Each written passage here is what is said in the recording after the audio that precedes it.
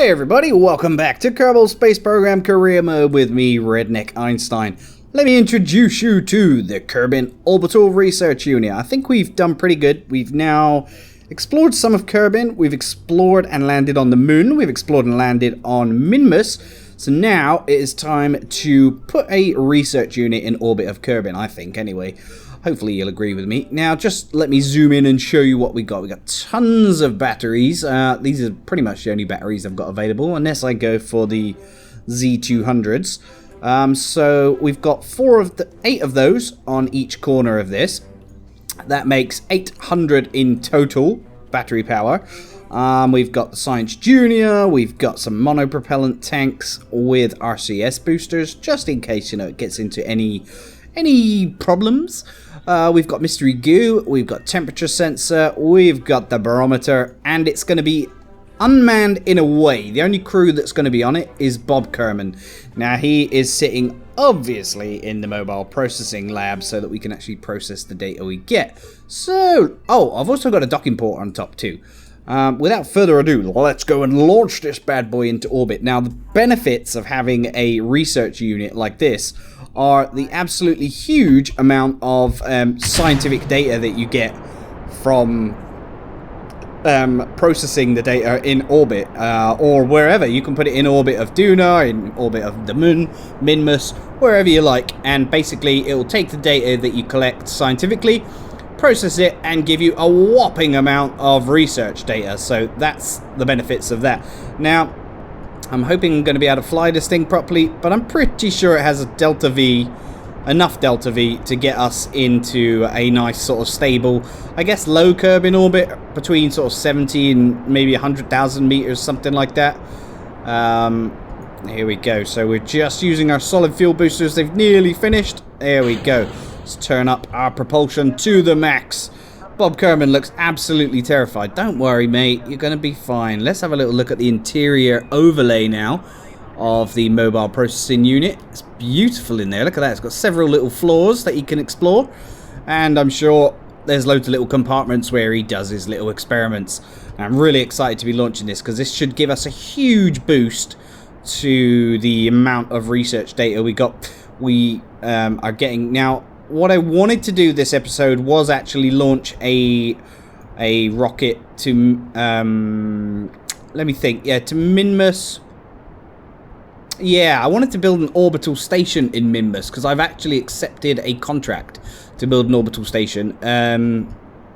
I don't think I've got the right propellants. I've tried a few launches, but it didn't go so well. I need like the bigger mainsail liquid fuel engine, so we haven't actually got that right now.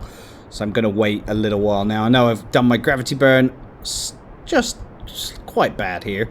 I haven't actually gotten a Kerbal engineer module on here either, so I don't know what altitude I'm going to be reaching. But we're going slightly vanilla on this one. Let's have a look at our apoapsis right here. So our apoapsis is already at 73,000 meters. So let's try and use a lot of fuel now just to propel us horizontally. I think that's probably the benefit. I know, I still suck at gravity turns. I'll get there eventually, I'm sure. Really looking forward to using this bad boy. I've even put some little lights on it as well. So if I press L, supposedly I can turn on the lights. Ah, there we go.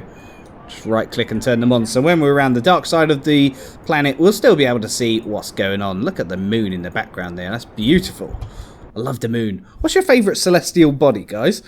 I know there's so many explorations of the galaxy or solar system going on at the moment, and I really like Europa. I think it's awesome. It's looking promising to house some sort of life on there as well. They're always finding the minerals and the gases and stuff that they think will support life, and there's liquid water, they think, under the crust. So I'm really excited to see how things go in real life. But for now, let's continue burning to get into our orbit. Now, how much fuel have we got left? Plenty. Alright, so what I'm going to do now is go to the apoapsis and set another maneuver node to get our orbit circular. So it's going to be a bit high there on the apoapsis. Let's turn that down. About 100,000 meters will do me nicely. 97 and 92. That's quite nice. Now, I know I haven't got a contract to build a research station in orbit, but I've got loads of funds, so why not just do it anyway? Alright, 10 seconds node in T. There we go. So, yeah, we're building our little research station. Let's just take a look at this view. This looks so much better when you're flying across the surface of the globe. There, Bob looks happy now. He was looking worried early on. Don't worry, Bob. We've got this, mate. It's all under control. There we go. So we've got our nice orbit now. Now I'm interested in seeing what data we can actually get. So, looks like we've done most of the experiments we can do around here. Maybe get some pressure data. Process in the lab. 15 data equals 75 science. Let's just grab that. Lab analysis on atmospheric pressure scan while in space near Kerbin complete. Lovely jubbly. So data 15 out of 750. So I'm going to go ahead and press start research. And we're going to be producing 0.02 science per day. Wow, that is ridiculously low. So if I fly around the globe a little bit, we may be able to get some more scientific data. Or maybe not. Well, I guess this is a good proof of concept anyway. Yeah, look, we're going around the dark side. Let's test out our lights. There we go. Just make sure all the systems are working. Lights on. Beautiful. Look at that. I'm happy with that. Really happy with that. Alright, I guess we could try and get some different data here. Yeah, 60 from the mystery goo. Let's do our little material bay observation as well. 155 science from 31 data. Okay, we'll see. So let's take a look at our science, our mobile lab now. So 0.078 science per day. So in 100 days, that's going to produce... Wow, am I reading that right? 7.8 science. That's not a lot, is it? Not really. What about a crew report? Ah, we can't do a crew report there. Transmit science. Clean experiments. That's pretty cool that we can do that. And where's our little temperature gauge? It's on the opposite side here. There it is. Let's log some temperature. And there we go. So that's all the experiments we can actually do right now. I think. Unless, can we do this other mystery goo as well? No. Alright, that's fine. So as a proof of concept, this works quite well. Now I think what I want to do is build something similar around the moon and Minmus. But I guess it's going to need more propulsion, so I might work on a rocket that does that.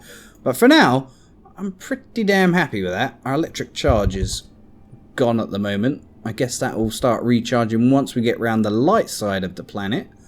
Let's fast forward and see how quickly it recharges. If we've run out and it's facing the wrong way, then we're screwed. So let's make sure everything is working properly.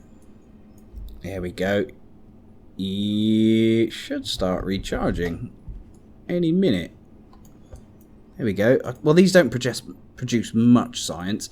I think that'll be fine, though, to leave that up in orbit. It's not being totally successful. I thought we'd get more science from it. But we'll leave it up there, check back on it occasionally, and see how that helps us in our career mode playthrough. Thanks for watching, guys. That is the end of this video. Next episode, I really want to try and aim for Duna. Now, obviously, we don't have the most fantastic technology, but I think we can at least put an unmanned craft in orbit. Let's just press T here to stabilize our rocket. Thank you for watching. Hope you've enjoyed it. Very brief video, but the next one, I promise, will be a lot more interesting as we journey out further into the Kerbin solar system. Take care, guys. See you very soon. Bye-bye.